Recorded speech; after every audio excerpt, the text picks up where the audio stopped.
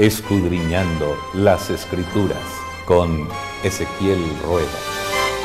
Escudriñad las Escrituras, porque a vosotros os parece que en ellas tenéis la vida eterna. Bienvenidos a su programa Escudriñando las Escrituras. Gracias por acompañarnos. Seguimos recibiendo de la palabra para crecer espiritualmente. No olviden que la fe es por el oír por la palabra de Dios. Y el tema de la semana es muy práctico: vivir por el Espíritu. Y tenemos un invitado especial, es el profesor y pastor Jonathan Márquez. Pastor, bienvenido. Gracias, pastor Ezequiel. Su impresión sobre el tema de la semana. Práctico, eminentemente práctico. Aquí vemos a un Pablo que deja un poco atrás todo ese andamiaje teológico que él posee y se describe como un personaje completamente práctico, un apóstol práctico que va a aplicar de una manera muy interesante, muy hábil, muy pedagógica. Todos esos trazos teológicos los mete en la parte práctica. Es increíble la forma como Pablo aborda este tema en esta semana. Así que nos llega una lección para crecer espiritualmente, y andar en el Espíritu es el primero de los tópicos en medio de esa lucha entre las dos naturalezas que menciona Pablo. Sí.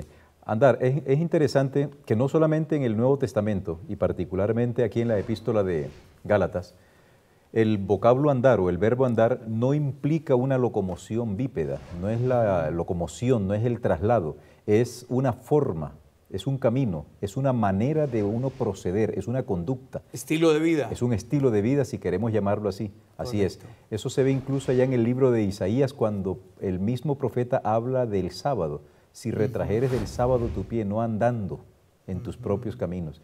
Eso, lo comenta Elena de White, andar es precisamente eso, o sea, tener una tendencia de vida que no es acorde a la voluntad de Dios. Y al hablar en esos conceptos de una manera de vida, estamos diciendo que ese andar con el Señor debe ser diario, constante, permanente. Por supuesto, si es un estilo de vida, llama la atención que el autor de esta lección invoca que muy temprano en la aparición de la iglesia cristiana ya se entendía de que el ser cristiano no era un cúmulo de doctrinas, era una forma de ser, era un camino, como se le llama a ellos los del camino. Los del camino. Los del correcto, camino, entonces era una forma, aparece. ya era muy temprano, lo entendían así, un estilo de vida. Y hablamos también del andar en el Antiguo Testamento y esas palabras claves o términos que aparecen del hebreo. Bien, en el concepto hebreo hay dos asuntos, ¿no? Que es lo jaláquico y lo hagádico. Uno tiene que ver con la parte legal, otro tiene que ver con la parte normativa, con el asunto de los comportamientos. De todas formas, al hebreo, o más específicamente al judío, se esperaba de que él anduviese muy rectamente en todos los dictámenes que la Torá le enseñase. Por lo tanto, si bien es cierto que en el Nuevo Testamento el aspecto no es tanto legal, como si es no en el Antiguo Testamento, sino en la práctica del judío como tal. La manera como ellos lo reciben Como y ellos lo entendían. Pablo no lo está utilizando en el mismo concepto jaláquico de los judíos, sino en el concepto cristiano, que es eso se te vuelve una costumbre, algo delicioso, no es una imposición legal. Bueno, y al hablar del concepto de andar como una vida de fe, ¿qué podríamos decir? Bueno, nosotros entendemos que se anda precisamente por eso. Nosotros no estamos pendientes de este mandamiento, tengo que cumplirlo, tengo que hacerlo. No, Dios no espera que nosotros cumplamos eso por imposición, sino como respuesta a ese amor que Él ha hecho por nosotros. Como dice el autor muy acertadamente, Dios espera de nosotros obediencia por las promesas, por las bendiciones que Él nos ha dado. Obedéceme porque te estoy bendiciendo, no que te voy a bendecir si me obedeces. Así es. Y ese concepto es en todo tiempo, Antiguo Testamento y ahora. Indudablemente, es que desafortunadamente los actores religiosos de este tiempo, sobre todo los procedentes de los grupos, a mi juicio, como los denomino pentecoste evangélicos, han tratado de hacer una escisión entre la ley y el pacto, o ellos creen que todo pacto es, no, lo miran como algo negativo. El pacto es el mismo. El pacto en el Antiguo Testamento, el pacto noáquico, el pacto abrahámico, el pacto davídico, el pacto mesiánico, cualquier pacto vamos a encontrar algo.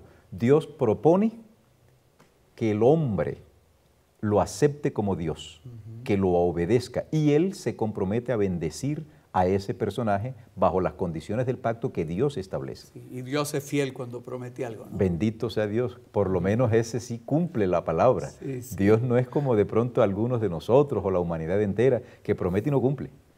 Bueno, ya hablamos del conflicto cristiano, porque la vida cristiana no es un desfile, sino una batalla. Hablemos de ese tema. Es increíble, ¿no? Yo pienso que Pablo está otra vez, toma prestada algunas imágenes de la milicia, el conflicto.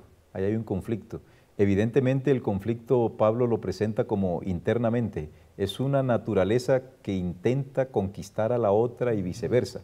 En todos los seres humanos, sean creyentes o no creyentes, siempre va a haber una pugnacidad entre la naturaleza carnal, entre la naturaleza espiritual que chocan, mientras que el espiritual quiere agradar a Dios, porque el ser humano responde de cierta forma a Dios, de cierta forma lo responde, la naturaleza carnal es antagónica. Entonces, ese choque siempre se va a dar, pero con mayor énfasis en el que ha creído. Que quiere seguir al Señor. Sí, claro, el choque es peor.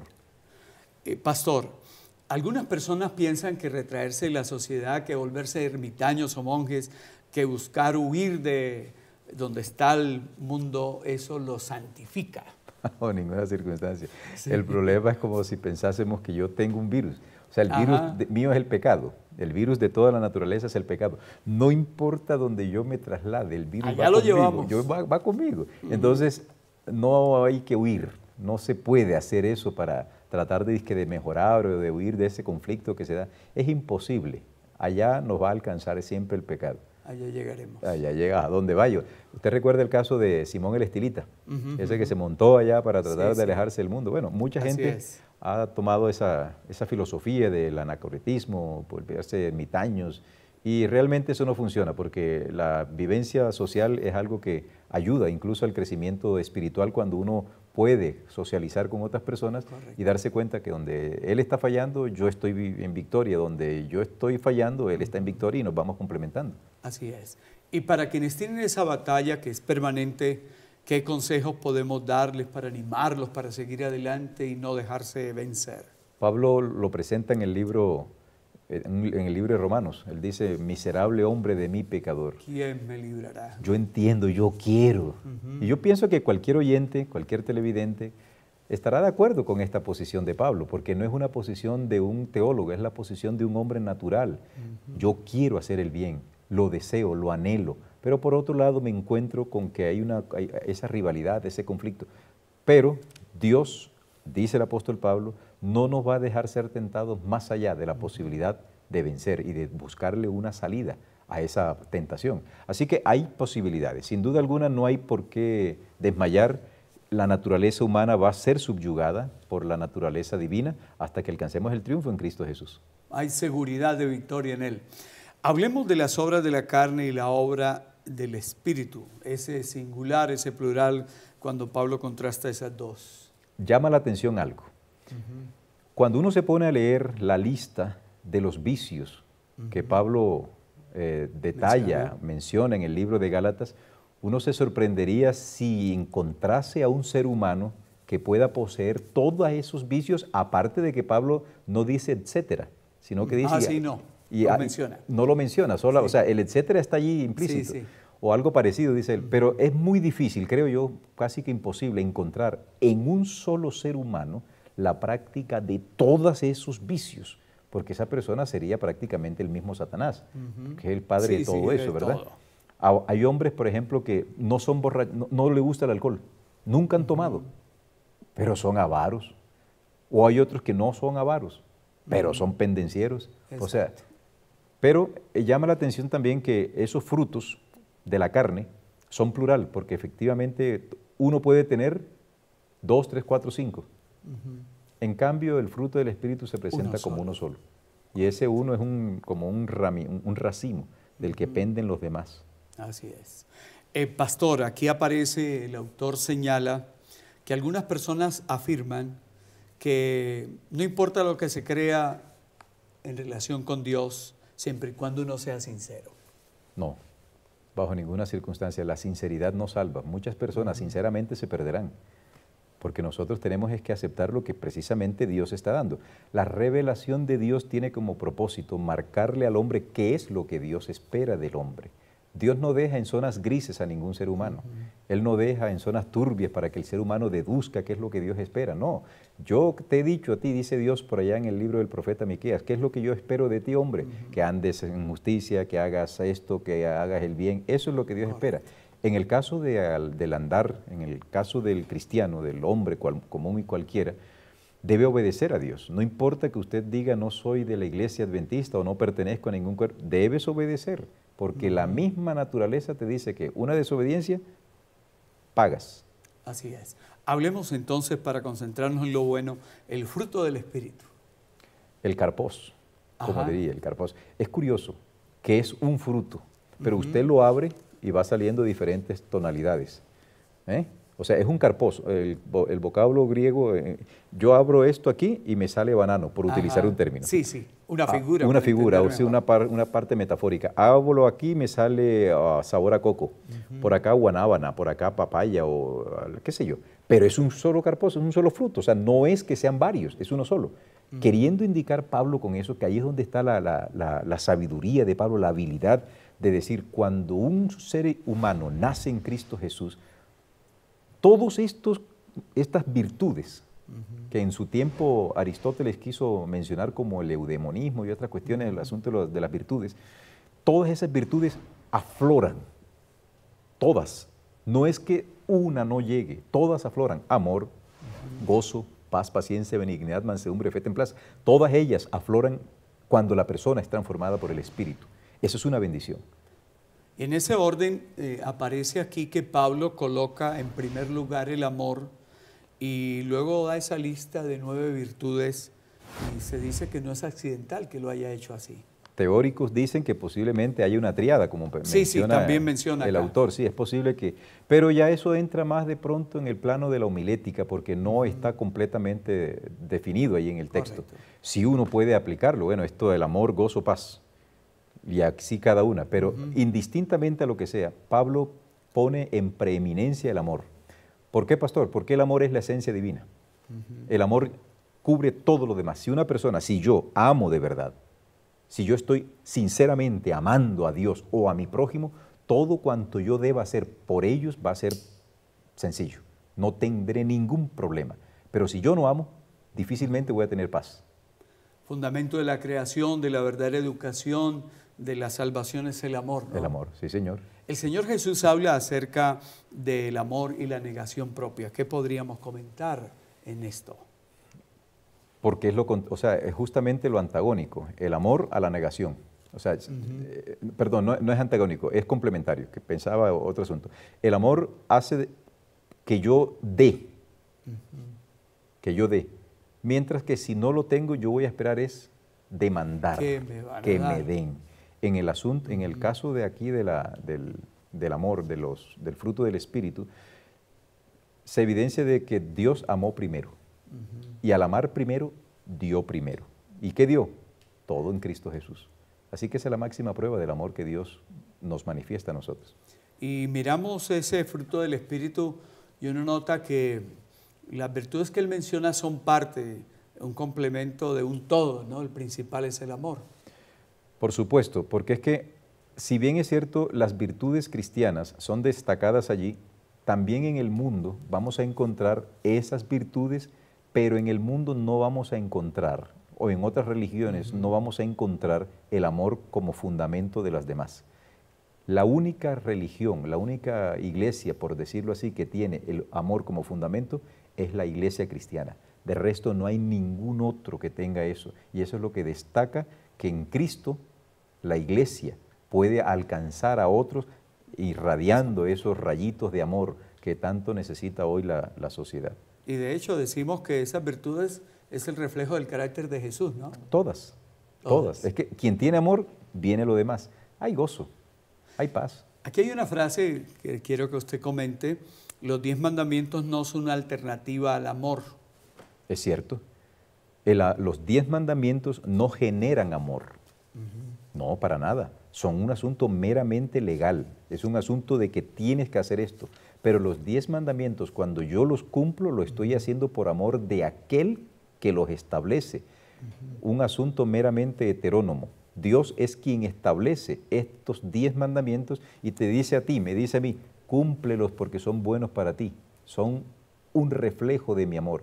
Pero los 10 mandamientos como tal no están diciendo amar, no. Evidentemente el autor en ese sentido tiene razón. Correcto. Llegando al final, y me parece interesante que ese haya sido el tópico final, el camino a la victoria. Y menciona algo muy interesante, dice, el camino del cristiano necesita estar dominado por el fracaso y el pecado. Ya Dios venció. Existen mecanismos que Dios ha dejado. La obra del Espíritu Santo en el corazón del ser humano no conoce ni premura ni demora. Todos los días, a toda hora en que el hombre esté consciente, el Espíritu Santo está trabajando en la mente de la persona. Puede que se tarden 2 años, 5 años, pero el Espíritu, mientras la persona no le cierre las puertas, el Espíritu estará allí y tratando de sembrar esa semilla para que produzca ese fruto que va a llevar abundancia, va a llevar abundante cosecha. Por lo tanto, volvemos al punto que habíamos mencionado hace un instante, usted como creyente no debe desanimar, no debe desanimar. Dios ha dejado mecanismos, la lectura de la palabra del Señor, el andar, como menciona en la parte final, ¿verdad? Sí. Esos 5 verbos. Y hablamos ahorita de esos verbos. De esos verbitos, sí. Ajá. Sí, entonces hay esperanza y no podemos nosotros dejar que el enemigo diga, tú estás perdido porque eres pecaminoso, mira que acabas de caer en esto. No, levántate. Pide perdón, continúe adelante, que Dios está presto a oír y a perdonar. Y hablando de esos verbos que usted acaba de mencionar, el primero dice es andar en el Espíritu, pide el apóstol que hagamos esa práctica. Está conectado con el anterior, Así está es. conectado, o sea, un estilo de vida. Andar no solamente es como un estilo, sino guiados por el Espíritu, que sea el Espíritu el que tenga el control en nosotros. Teológicamente eso es fácil decirlo.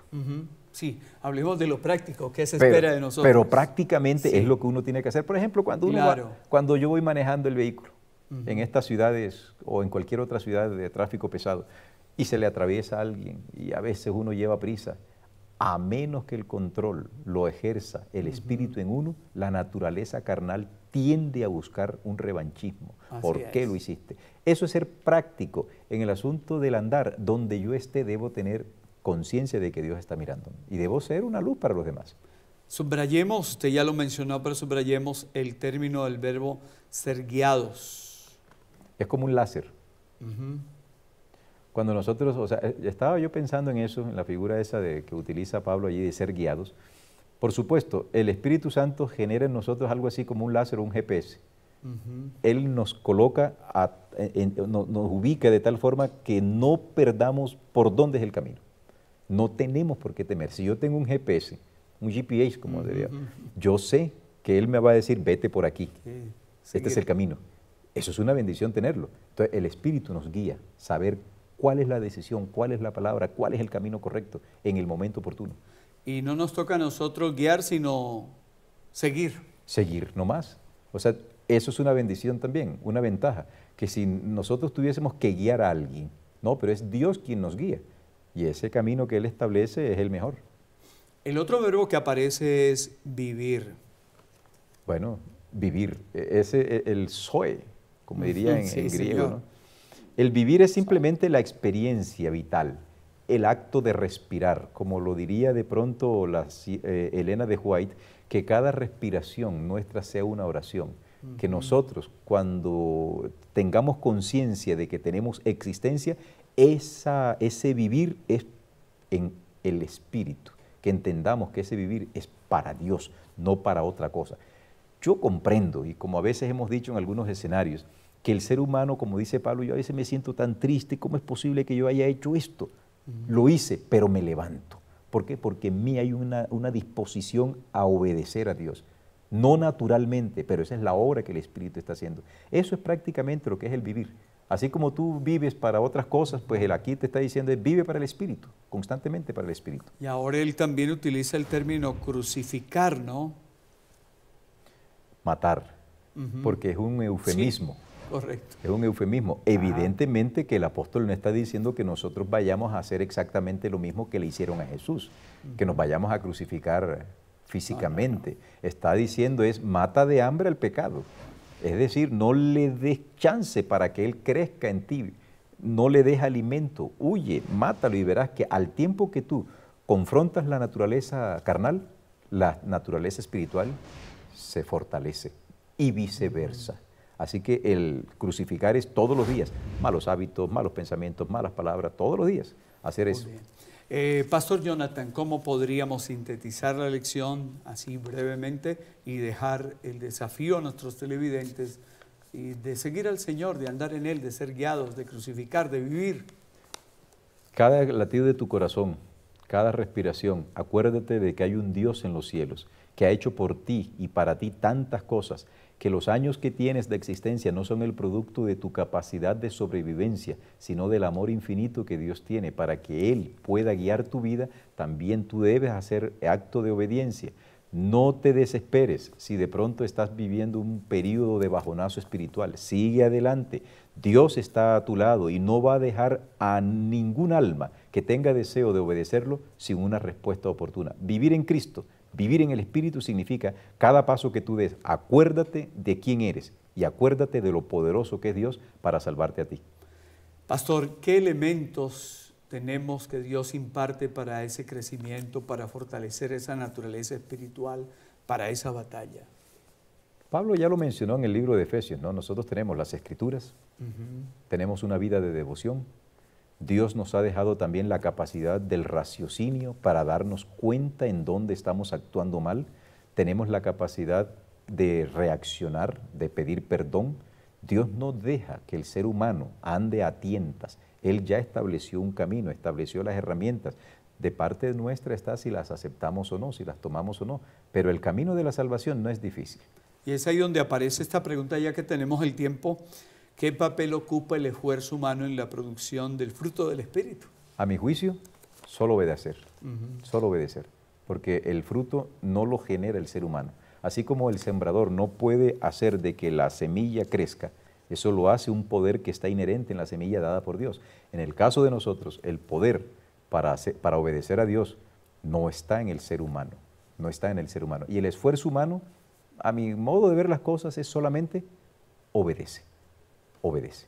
Como dice ahí, no necesitamos guiar, sino dejar que nos guíen, ¿no? Guíanos, Señor, y el Señor está dispuesto. Sí. Pastor, como estábamos viendo ahorita hablando de los niños, uno guía al niño, y el niño se deja guiar, uno le toma la mano y él se deja tomar la mano sin problema. Dócil, es humilde, entonces, eso es lo que Dios espera. Una confianza. Agradecemos a Dios por esta linda oportunidad que nos brinda de compartir la palabra del Señor, por la presencia del pastor Jonathan, y porque sin duda estas lecciones tan prácticas significan aliento, fortaleza, vale la pena vivir para el Señor. Gracias por acompañarnos. Profesor y pastor, muchas gracias por estar con nosotros. Siempre un placer. Bendiciones.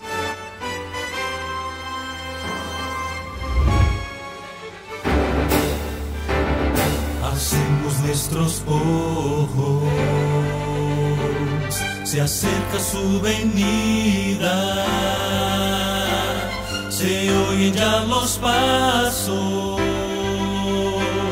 del Rey que se aproxima.